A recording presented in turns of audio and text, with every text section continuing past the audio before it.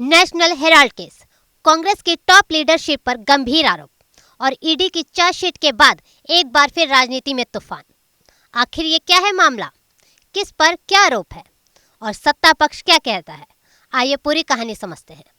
National Herald देश के आज़ादी के दौर का एक ऐतिहासिक अखबार।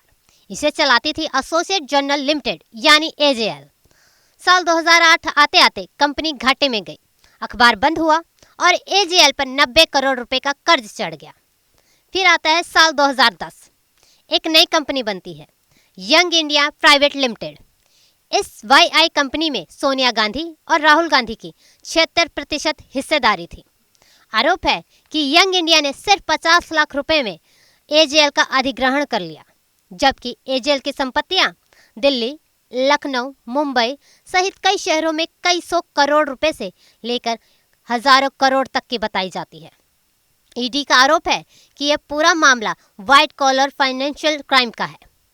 एजेंसी का दावा है एजेएल का 90 करोड़ का कर्ज शेयरों में बदल गया। फिर ये शेयर्स को यंग इंडिया ने सस्ते में खरीद लिया और एजेएल की करोड़ों की संपत्तियां अप्रत्यक्ष रूप से वाईआई के नियंत्रण में आ गई।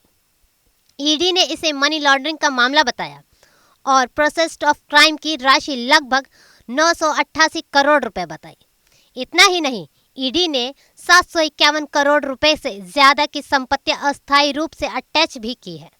अब बात सत्ता की है। विपक्ष कहता है यह मामला एक बड़ी राजनीतिक और आर्थिक धोखाधड़ी है। उनके मुताबिक यंग इंडिया को सिर्फ 50 लाख देकर करोड़ों की संपत्तियां दे दी गई। ये कांग्रेस मॉडल ऑफ करप्शन है और एजेंसियां अपना काम कर रही हैं, इसमें राजनीति नहीं। दूसरी ओर कांग्रेस कहती है ये पूरा मामला राजनीतिक प्रतिशोध का है। उनका कहना है यंग इंडिया एक नॉन प्रॉफिट कंपनी है, किसी भी नेता को किसी तरह का व्यक्तिगत फायदा नहीं हुआ और ईडी व अन्य एजेंसियों का इस्तेमाल कांग्रेस नेतृत्व को परेशान करने के लिए किया जा रहा है। 2025 के अंत में मामला फिर गर्मा गया। दिल्ली पुलिस की ईओडब्ल्यू ने सोनिया गांधी और राहुल गांधी के खिलाफ नई एफआईआर दर्ज की, जिसमें कहा एजेएल की लगभग 2000 करोड़ की संपत्तियों पर अवैध तरीके से कब्जा करने की साजिश रची है। तो ये थी नेशनल हेराल्ड केस की पूरी कहानी। एक अखबार से शुरू होकर देश की सबसे बड़ी राजनीतिक लड़ाइयों में बदल चुका है ये मामला। आने वाले दिनों में क्या मोड़ लेगा, देखना दिलचस्प होगा।